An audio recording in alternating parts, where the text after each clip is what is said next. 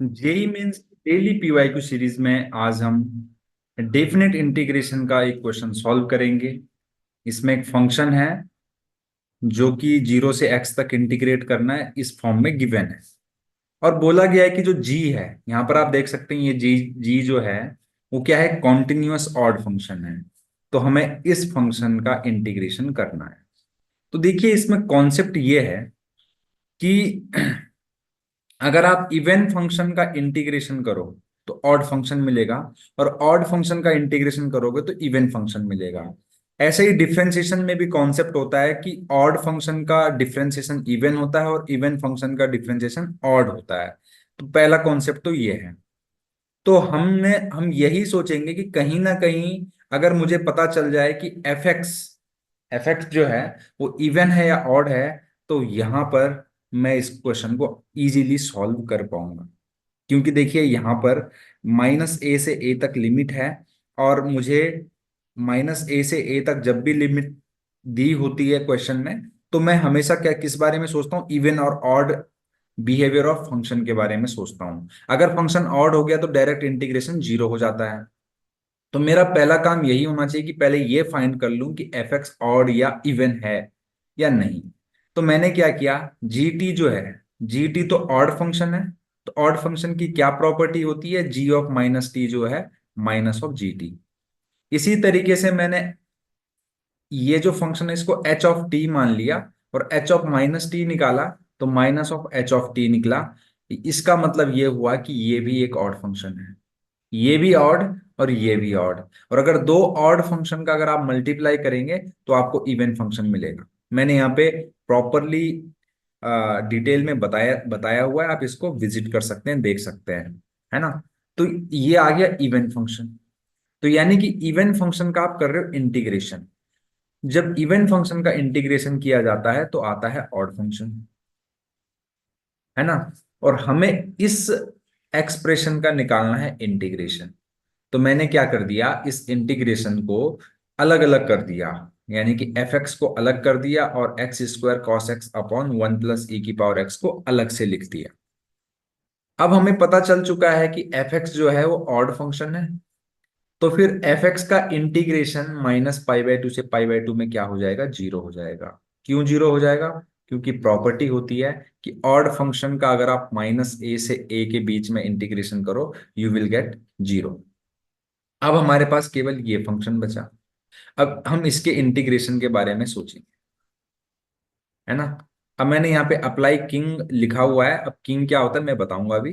तो सबसे पहले इसको हम आई एज्यूम कर लेते हैं, x square cos x upon 1 + e⁻x dx। King मतलब हो गया कि हम ये वाली प्रॉपर्टी लगा लें, कौन सी,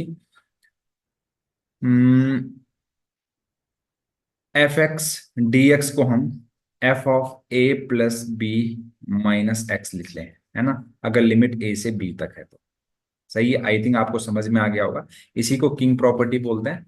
तो अब आई को मैंने क्या कर लिया, उसी फॉर्म में लिखा। तो -π/2 और π/2 तो 0 होता है, 0 माइनस एक्स, तो एक्स की जगह पर माइनस एक्स रखूंगा। तो एक्स स्क्वायर का कुछ फर्क नहीं पड़ेगा, कॉस एक्स पे भी कोई फर्क नहीं पड़ेगा। फर्क पड़ेगा तो केवल और केवल डिनोमिनेटर में पड़ेगा। तो ये हो जाएगा x square cos x upon, मैंने क्या कर दिया, 1 + e⁻−x। अब 1 + e⁻−x को मैं क्या लिख सकता हूं, ध्यान से देखिएगा। 1 + e⁻−x को हम लिख सकते हैं 1 + 1 अपॉन e⁻x, यानी कि e⁻x + 1 अपॉन e⁻x, है ना।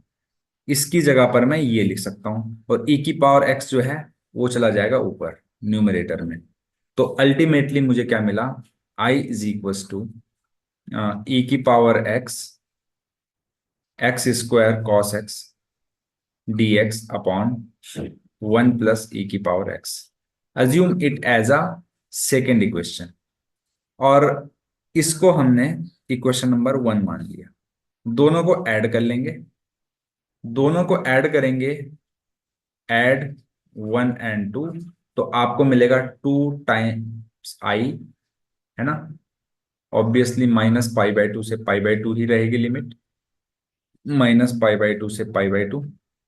जब दोनों को ऐड करोगे ना तो 1 + e⁻x X square cos x upon 1 + e⁻x आएगा।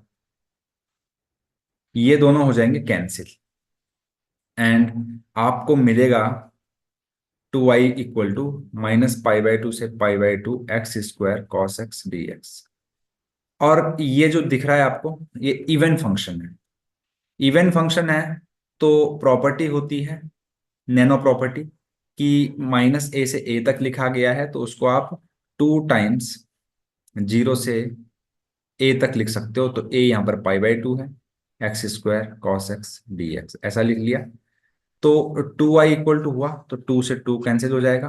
तो एक्चुअली अब हमारे पास जो इंटीग्रल है i = π/2 X square cos X dx हो गया है।